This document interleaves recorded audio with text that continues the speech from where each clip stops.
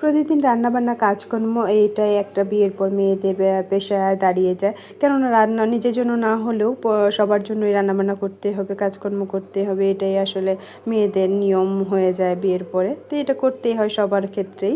তা আমার ক্ষেত্রে আর ব্যতিক্রম কেন হবে? আমার আজকে মন চাইছিল না যে রান্নাবান্না করি, তারপরও করতে হচ্ছে। আসলে খেতে তো হবে, খিদা লাগে সবারই, কিন্তু তারপরেও ছেলের জন্য স্বামীর জন্য একটু হলেও রান্নাটা করতে হবে। সেই ভেবেই ভাবলাম যে একটা রান্না করি, মাছের ঝোল ভাত আজকে করব, আর বাকি কিছু করব না, তো এটা দিয়ে আজকে চালিয়ে নেব। এই ভেবে যে রুই মাছ নিয়ে নিয়েছি, কেটে ধুয়ে পরিষ্কার করে হলুদ লবণ মাখিয়ে নিলাম। গরম তেলে কড়াইয়ে দিয়ে দিচ্ছি, এক এক করে মাছগুলো দিয়ে ওলটপালট লাল লাল করে ভেজে নামিয়ে রেখেছি। আজকে ঝিঙ্গা আলু দিয়ে মাছের ঝোল করব। তো এই ঝোলটা দিয়ে ভাত খেতে কিন্তু দারুণ লাগে। জানি না তোমাদের কেমন লাগে, আমার কিন্তু খুব বেশ ভালো লাগে। তো প্রথমে যে ঝিঙ্গা আলুগুলো তো ধুয়ে পরিষ্কার করে রেখেই দিয়েছি কেটে, তারপরে হচ্ছে কড়াই মাছ ভাজার তেলে দিয়ে দিলাম পেঁয়াজ ফোড়ন। পেঁয়াজগুলো একটু নাড়াচাড়া করে ভাজা ভাজা করে মশলা দিয়ে দেবো।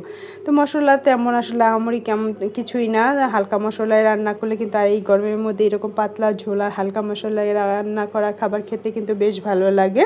তো যে জিরা আর গুঁড়া, হলুদের গুঁড়া, শুকনো মরিচের গুঁড়া, স্বাদ মতো লবণ, সামান্য একটু জল দিয়ে পেঁয়াজে ফোড়নের সাথে ভালোভাবে কষিয়ে নিয়েছি। যখন তেলটা ছেড়ে এসেছে একটু একটু, তখন দিয়ে দিলাম হচ্ছে ঝিঙে আর আলুগুলো কেটে রেখেছিলাম যেগুলো, সেগুলো দিয়ে একটু নাড়াচাড়া করে ঢেকে দিয়েছিলাম। যে মশলার যে জল ছিল সেটাতেই কিন্তু ঝিঙে আলু ভালোভাবে সেদ্ধ হয়ে গেছে। যখন একটু নাড়াচাড়া করে ভালোভাবে তেলটা যখন ছেড়ে এসেছে মশলার গা থেকে, তখন দিয়ে দিলাম পরিমাণ মতো ঝোলের জন্য জল। জলটা যখন ফুটছে ভালোভাবে, তখন দিয়ে দিলাম হচ্ছে আগে থেকে ভেজে রাখা মাছগুলো দিয়ে আরও কিছুক্ষণ রেখে একটু ঘন ঘন হয়ে আসলে নামিয়ে নিলে কিন্তু রেডি। এই যে ঝিঙে আলু দিয়ে রুই মাছের পাতলা ঝোলটা, এই ঝোলটা দিয়ে ভাত খেতে কিন্তু অসাধারণ লাগে। তোমাদের কেমন লাগে আমি জানি না, তবে আমার কিন্তু দারুণ লাগে এই ঝিঙে আলুর ঝোল। ঝিঙে আলু দিয়ে কিন্তু যে নোনা ইলিশ দিয়ে রান্না করলেও বেশ ভালো লাগে এভাবে রান্না করলে। তো সবাইকে ধন্যবাদ আমার ভিডিওটি দেখার জন্য। সবাই ভালো থাকবে, সুস্থ থাকবে, টাটা।